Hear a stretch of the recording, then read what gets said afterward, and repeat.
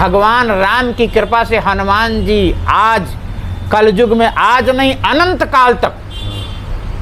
काल तक रहेंगे ऐसे कि भक्तों का उद्धार हर समय करते रहेंगे। मैं एक अपनी घटी हुई बात बता दूं जी। जब मैं आया था 5 बच्चे थे, कुछ साधन नहीं था, खाने तक को नहीं था। मेरी बिटिया बीमार हो गई अस्पताल में।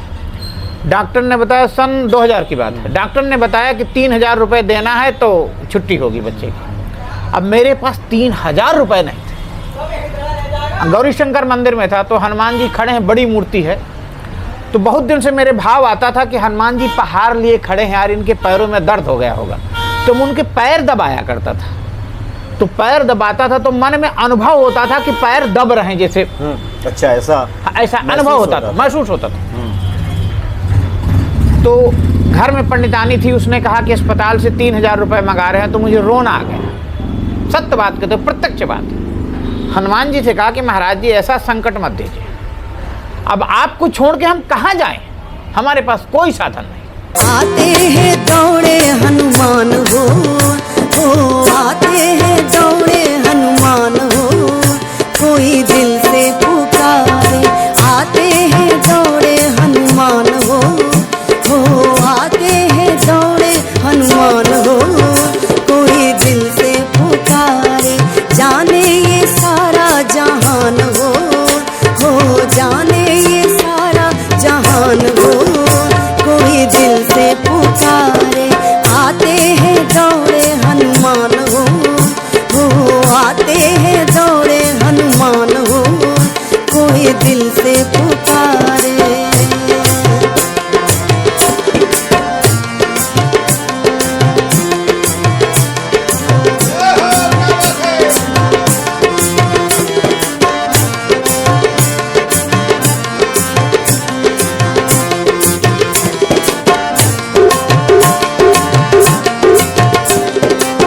रामदूत हैं सबके प्यारे, दीन दुखी के हैं रखवारे, दीन दुखी के हैं रखवारे।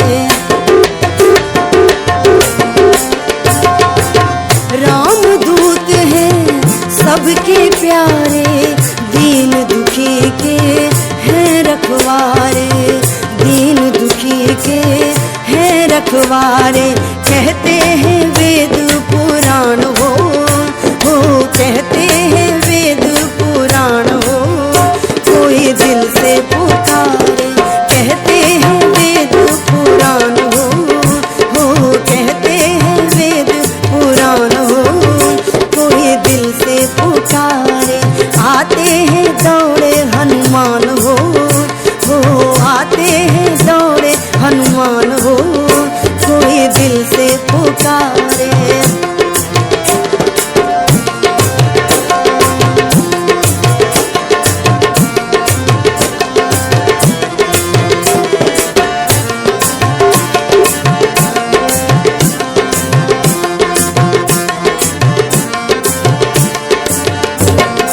जय सिया राम, जय श्री राम, जय श्री राम। सब सुख लहे तुम्हारी सरना, तुम रक्षक काहू को डरना। हनुमान जी प्रसन्न हो जाएं, हनुमान जी कृपा हो जाए भक्तों पे, तो जीवन में सब संभव हो जाता है।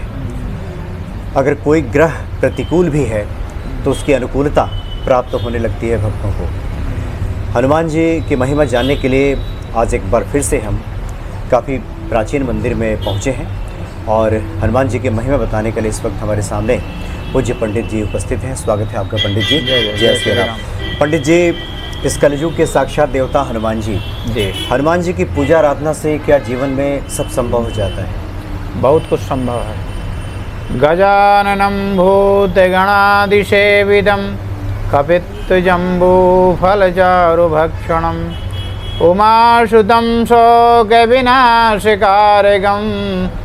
नमामि विघ्नेश्वर पादपंकजम। गणेश जी महाराज को हमारा प्रणाम। जैसे कि आपने प्रश्न किया कि हनुमान जी की पूजा से सब कुछ संभव है, तो हनुमान जी की पूजा से सब कुछ संभव अगर ना होता तो हनुमान जी राम जी के साथ ही न रहते जी। जब त्रेता युग में हनुमान जी की ज़रूरत भगवान राम को रही है, तो हम तो तुच्छ लोग हैं, हमें तो बहुत ज़्यादा आवश्यकता है। भगवान राम की सेवा करने के लिए हनुमान जी महाराज का प्राकट हुआ। देख लीजिए, हनुमान जी का महाराज का प्राकट में बहुत बड़ा कारण है। पुत्रवती जुवती जग सोई और रघुपति भगत जासु सुत होई। कहा लक्ष्मण जी के लिए गया है, परंतु अच्छे तरीके से अगर घटता है तो हनुमान जी के लिए घटता है, क्योंकि लक्ष्मण जी तो कुछ काल तक ही भगवान के साथ रहे और हनुमान जी सर्वथा उनके साथ रहे। तो उन्होंने यही कहा कि माता अंजना ने कहा था कि मुझे तो पुत्र ऐसा चाहिए कि जो परमात्मा का भक्त हो, ऐसा भक्त हो कि उसके बराबर कोई दूसरा न हुआ है ना हो। अच्छा पंडित जी, आप तो काफ़ी पुण्य धरा से आते हैं। चित्रकूट से आपका संबंध है, जहाँ प्रभु श्री राम ने लगभग 12 साल जी अपने वनवास का वहाँ व्यतीत किया। जी, संकट मोचन है हनुमान जी। जी जी, भगवान शिव के अवतार ही हैं। हाँ हाँ, व्यक्ति जब संकटों में घिरता है तो हनुमान जी को ही याद बिल्कुल करता है। बिल्कुल हनुमान जी की शरण में जाओ। और आप तो ज्योतिष भी हैं, आपका अनुभव क्या कहता है कि हनुमान जी की कृपा होने के बाद क्या ग्रहों की अनुकूलता भी प्राप्त होती है? जो गोस्वामी जी ने लिखा है, सुगम अनुग्रह तुम्हारे थे। जी, गोस्वामी जी ने जो लिखा है, अरे गोस्वामी जी ने जो लिखा है और जो बोला है, तो उसमें हनुमान जी की ही कृपा है, हनुमान जी की ही कृपा से है। जैसे हनुमान जी महाराज की कृपा गोस्वामी जी के पास हुई है, तो ग्रह तो भगवान, ग्रह और हनुमान जी की अगर वो की जाए, क्षमता की जाए, तो ग्रह तो एक टिमटिमाता हुआ तारा है। अच्छा। और हनुमान जी करोड़ों सूर्य के समान शक्तिशाली। हनुमान जी से तुलसीदास जी ने कहा कि आपके अलावा कोई भक्त नहीं है, ऐसी कृपा करिए जिससे राम की भक्ति मुझे प्राप्त हो जाए। अच्छा पंडित जी, एक आम जिज्ञासा भक्तों की रहती है जी, कि कई बार ईश्वर की कृपा होती है तो व्यक्ति भक्त बन जाता है, या हनुमान जी के प्रति वो खुद का आकर्षण महसूस करता है, जी, की तरफ बढ़ता है। जी जी जी। और सुंदरकांड में हम सभी पाठ भी करते हैं कि विपत्ति तो तभी आती है कि जब तक सुमिरन भजन न होई। आपका अनुभव क्या कहता है कि व्यक्ति अपने प्रयासों से भक्त बनता है, हनुमत स्वरूप के प्रति उसका चिंतन बढ़ता है, या ये हनुमान जी की ही कोई कृपा है जो भक्तों पे हो जाती है और वो खींचा चला आता है? बात एक ये है कि हम प्रयास करेंगे तो किसी संत की कृपा चाहिए, और हम ये कहते हैं कि हनुमान जी जैसा संत कोई ना हुआ न होगा। तुलसीदास जी की भी साथ हर समय रामायण में तमाम चौपाइयों में दर्शित होता है कि चौपाई हनुमान जी की लिखी हुई है। तुलसीदास जी लिख रहे थे कि बूढ़ी सकल समाज चढ़ा जो प्रथम ही मोह, तो उन्होंने लिखा कि बूढ़ी सकल समाज। तो तुलसीदास जी ने सोचा कि समाज बूढ़ गई तो बचा क्या। तो हनुमान जी आए और ध्यान किया उन्होंने, हनुमान जी का आँख मूंदी, तहाँ वहीं पर लिख दिया हनुमान जी ने कि चढ़ा जो प्रथम ही मोह बस, जो मोह बस इस नौका में बैठ गया है वो डूब गया, और जिसने काम क्रोध लोभ को छोड़ रखा है तो वो बच गया। कि जा पर कृपा राम कै होई, राम जी ने हनुमान जी को कृपा कर दिया तो कुछ भी किसी को कुछ भी दे सकते हैं।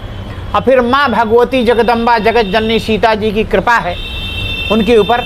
उन्होंने कह दिया है कि अष्ट सिद्धि नवनिधि के दाता अवश्य दीन है जानकी माता। आप कुछ भी दे सकते हैं, सारे भंडार की चाबी आपके पास है। कि हनुमान जी हर समय ध्यानावस्था में रहते हैं। कब? ध्यानावस्था में रहते हैं, भगवान के चरणों में ध्यान लगा करके रहते हैं। अगर कोई भक्त पुकारता है तब वो भक्त की तरफ आ जाते हैं। मैं एक अपनी घटी हुई बात बता दूं जी। जब मैं आया था 5 बच्चे थे, कुछ साधन नहीं था, खाने तक को नहीं था। मेरी बिटिया बीमार हो गई अस्पताल में। डॉक्टर ने बताया, सन 2000 की बात है, डॉक्टर ने बताया कि 3000 रुपये देना है तो छुट्टी होगी बच्चे की। अब मेरे पास 3000 रुपये नहीं थे। गौरी शंकर मंदिर में था तो हनुमान जी खड़े हैं, बड़ी मूर्ति है। तो बहुत दिन से मेरे भाव आता था कि हनुमान जी पहाड़ लिए खड़े हैं, यार इनके पैरों में दर्द हो गया होगा। तो मैं उनके पैर दबाया करता था, तो पैर दबाता था तो मन में अनुभव होता था कि पैर दब रहे हैं जैसे। अच्छा, ऐसा अनुभव होता था, महसूस होता था। तो घर में पंडितानी थी, उसने कहा कि अस्पताल से 3000 रुपये मंगा रहे हैं, तो मुझे रोना आ गया। सत्य बात कहते, प्रत्यक्ष बात। हनुमान जी से कहा कि महाराज जी ऐसा संकट मत दीजिए, अब आपको छोड़ के हम कहाँ जाएं, हमारे पास कोई साधन नहीं। उतने में ही एक सेठ जी आ गए, आंखों में आंसू जैसे आने लगे। तो एक आए व्यक्ति, तो उन्होंने कहा क्या हुआ पंडित जी? मैंने कहा कुछ नहीं। कहो बिटिया बीमार बता रहे थे आप? मैं कहो बीमार है, आज अस्पताल से छुट्टी मिल जाएगी। तो कहा अस्पताल वाले बहुत पैसा लूटते हैं, कितने ले लिया आपसे? मैं कहा ले क्या लेंगे, मेरे पास है ही नहीं। अब बिटिया को बाहर छुटाना है तो पैसे ही नहीं। कहा कितने लगना है? मैंने कहा 3000। एक मेरी चचेरी बहन दिल्ली रहती है, उसको मैंने सुबह फ़ोन किया था, तो उन्होंने बहुत कुछ बातें वैसी कही जो कि बड़ा दुख लगा, आए भी नहीं। तो उन्होंने 3000 रुपया, उस दरमियान 500-500 को नोटें वही चली थी। अच्छा। 6 नोट उन्होंने निकाल करके दे दिए कि जाओ बिटिया की छुट्टी करा के लाना। ना उन्होंने कहा कि देना, ना कहा कि ना देना। लेकर के गए। तो हनुमान जी की कृपा की बात कर रहे हैं, उसी क्षण वो आ गए, उसी क्षण आ गए, उसी क्षण आ गए। भाई साहब मैं बात बताऊं, एक समय मेरे ऊपर बहुत बड़ा संकट था, बहुत बड़ा संकट। मैं चित्रकूट का रहने वाला हूं, गायत्री जाप मैंने हर समय किया है, और रामायण का पाठ जो मुझसे हो सका करता रहा हूं। और जिस जगह में रहते थे, हम रहते थे, तो हनुमान जी का मंदिर बहुत दिव्य मंदिर, पूजा करते थे। उसी दरम्यान राम भद्राचार्य जी वहाँ राम कथा करने आए हुए थे। अच्छा। तो हम छोटे छोटे थे, प्रथमा कक्षा में थे, जैसे छठवीं। तो 2 बच्चे थे हम लोग, तो उनको लेकर के वहाँ जाते थे, गंगा जी में स्नान कराने, रोज उनकी सेवा करते थे। इत्तिफाक से बचपना था, हमने उनको जानकी कुंड के घाट में छोड़ के हम तैरने लगे, अब वो डूबने लगे। अच्छा। तो साधुओं ने देखा, तो उन्होंने बात पकड़ा उनको, और उसी दिन से हमारी वहाँ से छुट्टी हो गई। अच्छा। कि इनको सेवा में नहीं रखना है, बच्चे मतलब इनको संभाल नहीं पाते। मैं महाराज जी के पास गया कि महाराज जी हमसे गलती पड़ गई। कहा गलती तुमसे नहीं पड़ी, कोई बात नहीं, हनुमान जी तुम्हारे ऊपर कृपा करेंगे। एक मेरा भांजा रहता था शिव मिलन पांडे, तो मैं उससे कहा बड़ा दुख हुआ, मैं एक संत की सेवा कर रहा था, तो उसने कहा कि सुंदरकांड का नित्य पाठ करो। अच्छा, रामायण की कथा हमारे पिताजी नित्य करते थे, हमारे पिताजी। तो उनसे सुनी हुई चीजें, तब बचपना था। अब बाद में जब पढ़ा तो हमें होश आ गया कि हनुमान जी ही सब कुछ करने वाले हैं। क्यों? शक्तिशाली कौन होता है? जो शक्तिशाली मेरे हिसाब से वो होता है जो अपने आप को कुछ नहीं मानता, वो बहुत बड़ा शक्तिशाली है। और जो अपने आप पर जिसको अहंकार है वो कुछ नहीं है। तो हनुमान जी का नाम ही हनुमान, जिसने मान को नष्ट कर रखा है। ठीक है नहीं? वो तो नाम उनका पड़ा था, उनके घुटने में वज्र लगा था, तो वहां से नाम पड़ा।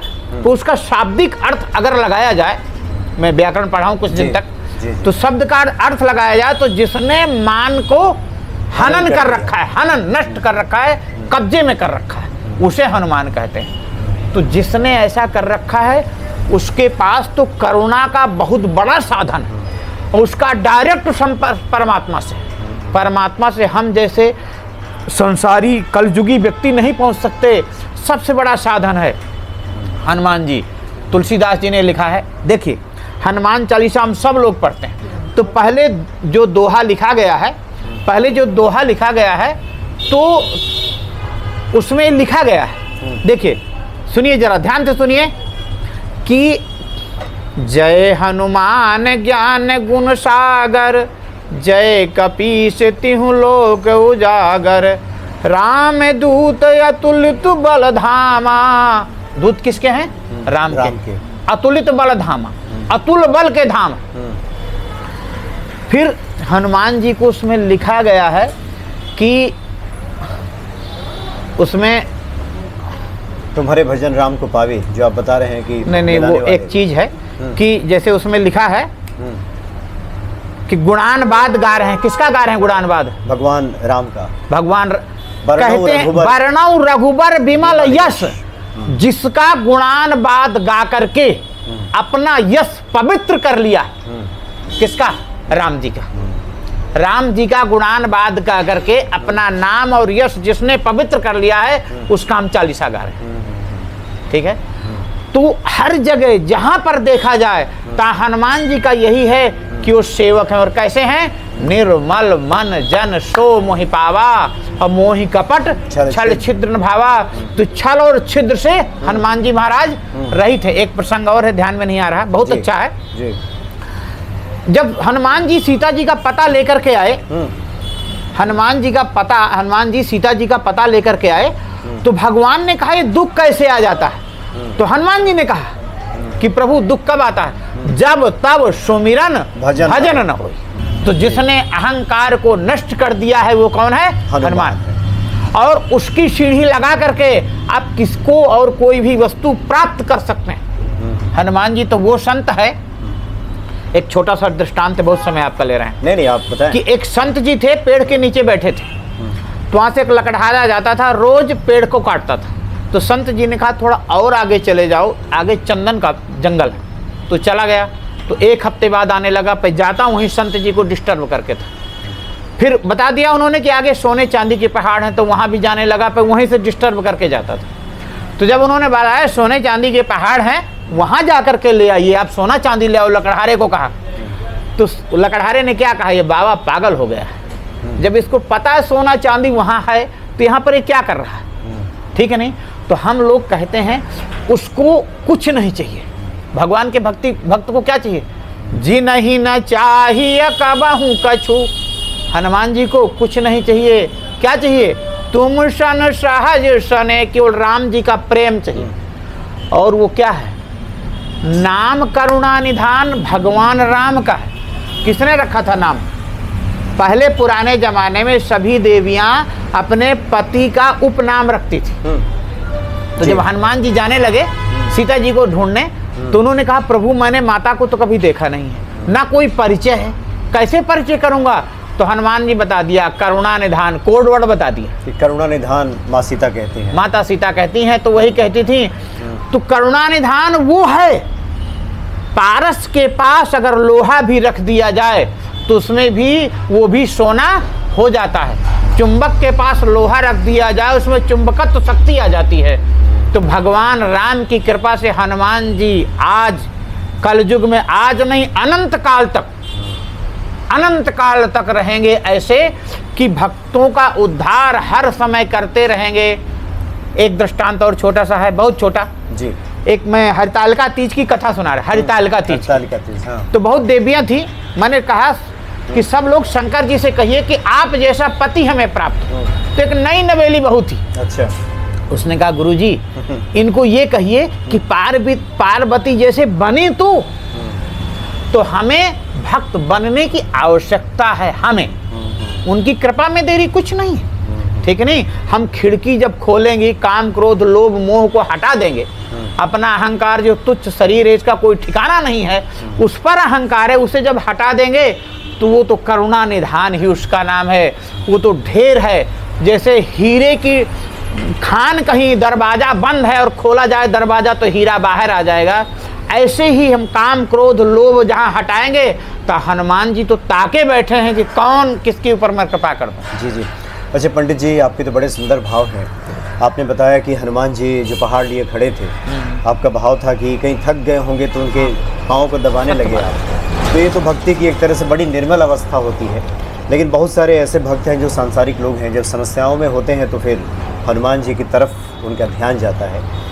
हनुमान जी प्रसन्न कैसे होंगे ऐसे भक्तों को क्या बताते हैं? हनुमान जी को प्रसन्न करने के लिए कोई भोग की जरूरत नहीं है, मन को उनके चरणों में लगा देने की जरूरत है। मन से उनके दर्शन कर लीजिए कि हनुमान जी हमारे ऊपर कृपा कर रहे हैं। और क्या कहें,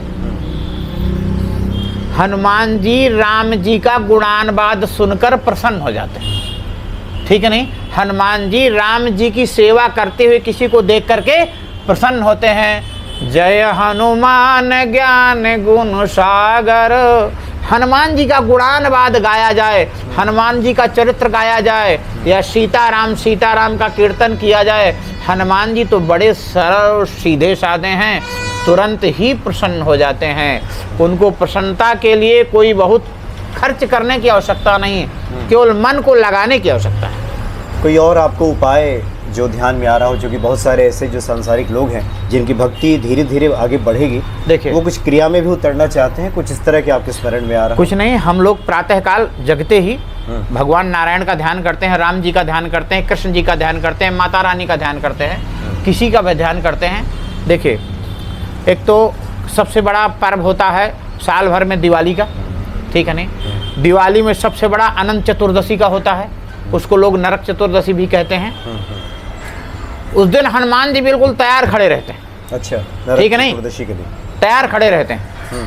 थोड़ी सी उनकी आराधना कर ली जाए हनुमान जी की, थोड़ी सी उनकी प्रार्थना कर ली जाए, हनुमान जी तुरंत प्रसन्न हो जाएंगे। नहीं, सवेरे जब जगें तो सब लोग दर्शन करें, हनुमान जी राम जी की सेवा कर रहे हैं, हनुमान जी राम जी की सेवा कर रहे हैं, हनुमान जी उतने में ही प्रसन्न हो जाते हैं। और हनुमान चालीसा का आजकल हमारे यहाँ भारत में या विदेशों में सब लोग पाठ कर रहे हैं। हनुमान चालीसा एक ऐसा साधन है कि हनुमान जी का बार बार स्मरण करने से ठीक हो जाते हैं। हम हर समय मान लें कि हम हनुमान जी की शरण में हैं, मन से हनुमान जी का दर्शन करते रहें, कल्याण हो जाएगा। सुंदर कांड का पाठ आजकल सभी देवियां ज़्यादा से ज़्यादा कर रही हैं। देवता लोग क्या कम कर पाते हैं, वो काम में जाते हैं बेचारे, तो देवियां सब करती हैं। और हनुमान चालीसा का सभी लोग निरंतर पाठ करें तो हनुमान जी की कृपा किस पर नहीं है और किस पर नहीं हो सकती, ये संभव कुछ कहा नहीं जा सकता। उसकी मर्जी, सबके ऊपर कृपा है। तो हमें पात्रता की ज़रूरत है, हमें वो पात्र बनना पड़ेगा। जैसे वो बताया ना कि वो लड़की ने कहा कि जो है इनको कहिए कि पार्वती जी जैसे बने।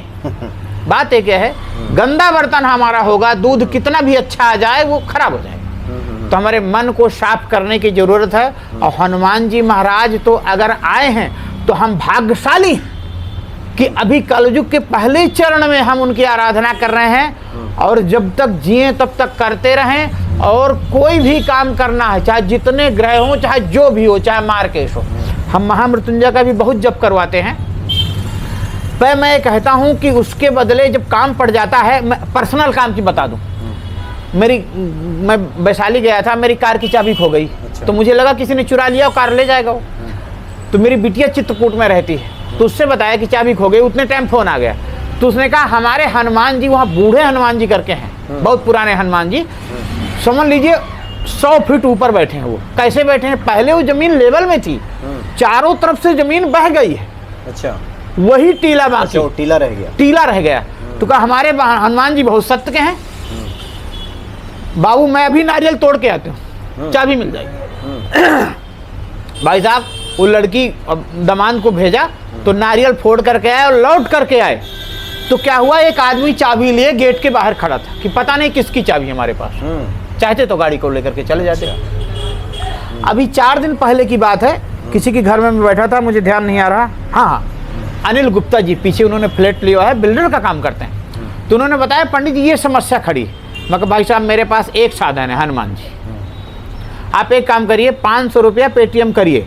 तो मैं कहता हूँ बिटिया को तो नारियल करेगी और प्रसाद चढ़ाएगी। चित्रकूट के हनुमान जी हमारे, और राम की सेवा के लिए वहाँ गए थे, तो सेवा पूरी करता राम के भक्तों की। भगवान की दया से पैसा पेटीएम किया, शाम को जो है भोग लगाने वहाँ पर गए दमान जी, और राते को गुप्ता जी का फोन आ गया कि पंडित जी को काम हो गया। तो बात एक है, हमारे मन का विश्वास होना चाहिए, बट विश्वास अचल निज धर्मा, अचल रहना चाहिए। जैसे प्रयागराज में बड़ वृक्ष है, वहीं की बात है, अचल रहना चाहिए। तो ऐसे ही भगवान हनुमान जी की भक्ति में अगर हम अटल रहेंगे, कृपा तो देखिए राम जी की, राम जी साथ में बैठे हैं और लोग भोग लगाने हनुमान जी का आ रहे हैं। हाँ, बिल्कुल ठीक है नहीं। तो मैं तो यही लोगों से कहता हूँ कि देख लो करुणा निधान के हाल हैं कि अपनी नहीं अपने भक्त की पूजा करा रहे हैं। तो हनुमान जी की तो अलौकिक। अच्छा पंडित जी, चूंकि बहुत समय हो गया, हनुमान जी की प्रेरणा होगी तो आगे हम विस्तार से और बात करेंगे। जी जी जी। आज की कड़ी में एक आखिरी जिज्ञासा, क्योंकि बड़े भक्ति भाव के साथ बहुत सारे बातें आप बता रहे हैं। आपके अंदर ये भक्ति कैसे जग गई हनुमान जी को लेकर? हाँ, मेरे अंदर एक भक्ति जगी, मैं बचपना था मेरा। अच्छा। और पिताजी हमारे रामायण का हर समय पाठ किया करते थे, शाम को सबको कथा सुनाया करते थे, किसान आदमी थे। तो क्या हुआ कि स्कूल जाया करते थे तो पिताजी हमारे कहा करते थे कि हनुमान जी का भजन करने से बड़ा आनंद प्राप्त होता है। अच्छा। तो थोड़ा सा 15-16 साल का हो गया मैं, तो जब चाहे 14 साल का रहा हूँ, तो हमारे यहाँ देवी जी का स्थान है और वहीं पर हनुमान जी बैठे हैं, इतने बड़े होंगे। अच्छा। उनके छोटे छोटे पैर बने हैं और छोटे छोटे हाथ बने। तो क्या हुआ कि गांव के देवता, समझ लीजिए कि गांव में कैसे बैठे रहते हैं बेचारे, पीपल के नीचे बैठे थे। तो मैं पागल हो जाता था ऐसे कि चिल्लाने लगता था, कुछ भी हो जाता था। तो मेरे पिताजी छोटा सा था तो उठा के ले जाते थे और हनुमान जी के नीचे की मिट्टी ले करके मेरे जहाँ माथे में लगाते थे, तो मैं ठीक हो जाता था। पिताजी ने कहा कि हनुमान जी की तेरे ऊपर कृपा है, इनकी पूजा किया कर। तो फिर मैं वहाँ जा कर के हनुमान जी की पूजा पाठ जो हो सकता था तो गया। एक बार यहाँ आया, यहीं दिल्ली में एक झंझट में फंस गया। संतोष जी बाहर देखना, झंझट में फंस गया। तो क्या हुआ कि वहाँ देवी जी हैं, तो मैंने कहा कि यार वही मुझे बचा सकते हैं, और ज़बरदस्ती का झंझट है, कोई मतलब नहीं, न गरज नहीं। तो मैं नाम नहीं लूँगा उस वैसा। तो जो है झंझट ज़बरदस्ती का आ गया। तो मैंने कहा, यहीं से हाथ जोड़ के कहा कि हनुमान जी महाराज मुझे संकट से निकालिए, मैं आपको भागवत पुराण की कथा सुनाऊंगा। मैं सुनाऊं या कोई सुनाए। अच्छा। फिर एक हमारे यहाँ का ब्राह्मणों का बालक है, भांजा है वो, तो भागवत कथा अच्छा पाठ करता है। तो मैंने कहा महाराज जी कितनी दक्षिणा होगी? कहा 5100 लूँगा। 20 साल पुरानी बात है। मैं कहा बिल्कुल जाइए वहाँ कथा करिए। वो सुना करके आए, संकट इधर खत्म। तब से मेरा विश्वास अडिग हो गया। अच्छा। अडिग, उसमें कोई संशय नाम की चीज़ नहीं। हनुमान जी की कृपा, अब हम ऐसे क्षेत्र के हैं, चित्रकूट क्षेत्र के, फिर सबसे बड़ी कृपा मेरे पिताजी की थी जो उस चीज़ के थे। फिर मैं देखता था कि हाफ माइंड आदमी जो हो जाता है, हनुमान जी की थोड़ी सी चरणों की मिट्टी लेके ऐसे लगाते थे और ठीक हो गए। ठीक हो गया। ठीक हो गए। तो उनकी कृपा है, इसका मतलब हाँ, पर उनको मानने की ज़रूरत है। हमें माथा ठीक से तन मन से टेक करना पड़ेगा। धन की उन्हें जरूरत नहीं है, उनके बाद तो सब कुछ है। यानी श्रद्धा भाव से एक टीका भी लगा लिया। पूर्ण श्रद्धा, हनुमान जी, पूर्ण श्रद्धा, बिल्कुल बिल्कुल सत्य। तो समस्त कार्य आपके सिद्ध हो जाते हैं। बिल्कुल हनुमान जी की कृपा हुए हैं, आज तक हुए, आज तक हुए। पंडित जी बहुत अच्छा लगा, और आपने जितनी बातें बताई, हम समझते हैं कि उन बातों को सुनने के बाद निश्चित तौर पे भक्तों के हृदय में ये श्रद्धा, ये विश्वास हनुमान जी के प्रति और प्रबल होगा और मजबूत होगा। बहुत बहुत धन्यवाद। देखिए संतों ने स्तुति किया है लास्ट में एक समय जरूर, कि जैसे स्तुति की, मनोजवम मारुत तुल्य वेगम जितेंद्रियम, इंद्रियों को जिसने जीत रखा। पारस के पास हम लोहा छुआते ना सोना होने के लिए, तो जो वो जितेंद्री वो है, अगर हम उसके शरण में जाएंगे तो हो सकता है इंद्रियां कुछ कंट्रोल हो जाए। तो भगवान राम को अगर पाना है या संसार के कष्टों से छुटकारा पाना है, और आज के युग में तो सबसे बड़ी जरूरत धन की है, ठीक है नहीं, तो हनुमान जी के पास सब कुछ है। अगर हम सब मिल करके या अकेले में या निर्मल मन से हनुमान जी की आराधना करेंगे, हनुमान जी तुरंत कृपा करेंगे, देरी 1 मिनट की नहीं लगेगी, तुरंत। बोले हनुमान जी महाराज की जय। बहुत बहुत धन्यवाद पंडित जी आपका। जय सिया राम। जय श्री राम, जय श्री राम, जय श्री राम। बहुत बढ़िया पंडित जी, अब तो काफ़ी आज एकदम भक्ति भाव से भरे हुए आपकी वाणी सुनने को मिली। एक और बात बताऊंगा मैं आपको। अच्छा, हाँ, अब तो लगा देते हैं कि हाँ, कि मैं चित्रकूट में पढ़ता था। एक मिनट मुझे बोलेंगे तो बोलिएगा। हम चित्रकूट में पढ़ते थे संस्कृत विद्यालय में। 1 मिनट पंडित जी। ठीक है, ठीक है, ठीक है। हाँ, एडिट के लिए कट की जगह चाहिए। हाँ, जी। चित्रकूट में हम विद्या अध्ययन करते थे, तो उस जमाने में हमारे घर में डकैती पड़ गई। उस जमाना रहा था 78-79 की बात है। अच्छा। तो पिताजी को बहुत मार कुटाई हो गई, बेचारे बहुत कमज़ोर हो गए। मैं गया तो उन्होंने सब दुख बताया। बचपन ही था हमारा, 62 का मेरा बर्थ है, 78-79 की बात है। तो मसूर की खेती हमारे पास थी। अच्छा। तो वहीं पर खलिहान में वो आराम कर रहे थे। तो सवेरे सवेरे जल्दी होता था कि पिताजी, तब के हम बालक ऐसे थे कि पिता से बहुत मोह था। सवेरे गए, अरे पिताजी गए हैं, रात के गए हुए हैं, कैसे होंगे। सुबह पहुँचे तो उन्होंने कहा मैं एक सपना देखा हूँ आज। क्या? का एक साधु महात्मा आए हैं कि जो, और साधु महात्मा हमारे घर आया करते थे। सिरहाने में बैठ गए, उन्होंने कहा कि आप भागवत पुराण की कथा सुनिए। तो मैंने कहा, पिताजी ने कहा कि मैंने सुना, कहा कि मेरे पास पैसा नहीं। तो उन्होंने कहा मसूर तेरे पास इतनी है, कुछ कहना नहीं, सुन। तो उन्होंने कहा पिताजी ने कि तो पंडित जी को ढूंढ। तो एक हमारे चित्रकूट में अद्वितीय विद्वान थे, उनको मैंने हाथ जोड़ के लाया, गुरुजी मेरे पिताजी को कथा सुनाइए। कथा उन्होंने सुनाया, कितने दिन तक? 7 दिन तक भागवत कथा, इतनी सुंदर, कुछ कहना नहीं। और पिताजी माताजी हमारे दोनों कथा सुन रहे थे, और पिताजी कथा सुनते सुनते 7वां दिन ऐसे लुढ़क गए माताजी की तरफ, मतलब प्राण उनके चले गए। अच्छा। कथा सुनते सुनते हम बहुत दुखी हो गए। तो हनुमान जी की बात मेरे पिताजी ने बता रखी थी, तो मैं दौड़ के गया, हनुमान जी के नीचे की मिट्टी लाया, उनके माथे पे लगाया। और फिर एक वैद्य जी थे, उन्होंने अभ्रक भस्म चटाया तो उन्हें होश आ गया। क्यों? गोदान नहीं हुआ था। भागवत के बाद गोदान होता है, नहीं हुआ था। तो जंगल से गाय लाई गई, गर्मी का सीजन था, तो गाय के पैर पिताजी ने हमारे ऐसे पकड़ लिए और गोदान का संकल्प किया। तो हनुमान जी वो अभी भी बैठे हैं, अभी भी हैं वो, जिनकी कृपा है। चित्रकूट से किस तरफ? चित्रकूट के पास में ही है, नियर अबाउट। अच्छा, बिल्कुल नियर। कौन सी जगह होगी? बहुत सारे भक्त जो आपको सुन रहे हैं वो चाहेंगे कि वो बांदा जिला में बबेरू है, वहीं पर एक छोटा सा गांव है, ठीक है नहीं, वहीं पर बैठे हैं।